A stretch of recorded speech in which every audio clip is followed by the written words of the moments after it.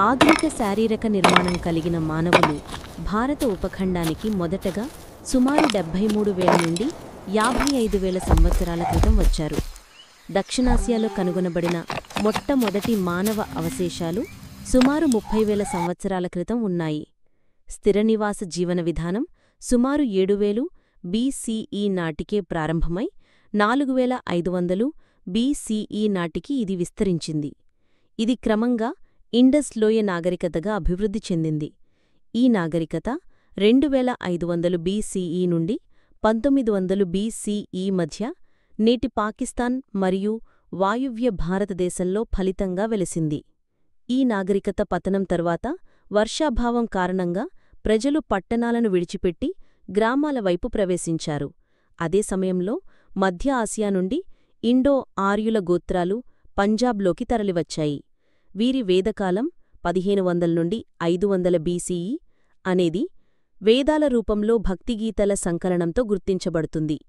ఈ సమయంలో వర్ణ వ్యవస్థ ఆధారంగా సామాజిక నిర్మాణం ప్రారంభమైంది. వీరు పంజాబ్ నుంచి గంగా మైదానాల వైపు విస్తరించారు.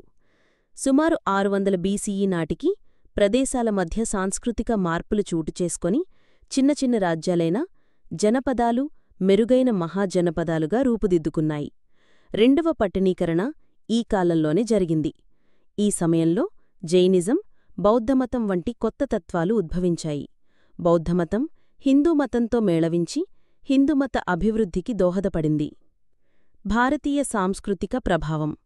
Greater India. చంద్రగుప్త మౌర్యుడు నందవంశాన్ని ఓడించి భారతదేశపు మొట్టమొదటి గొప్ప సామ్రాజ్యమైన మౌర్య సామ్రాజ్యాన్ని స్థాపించాడు.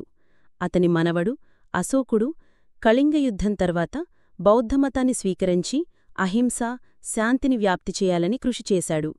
మౌర్య సామ్రాజ్యం 185 BCEలో బృహద్రథుడి హత్యతో పతనమైంది.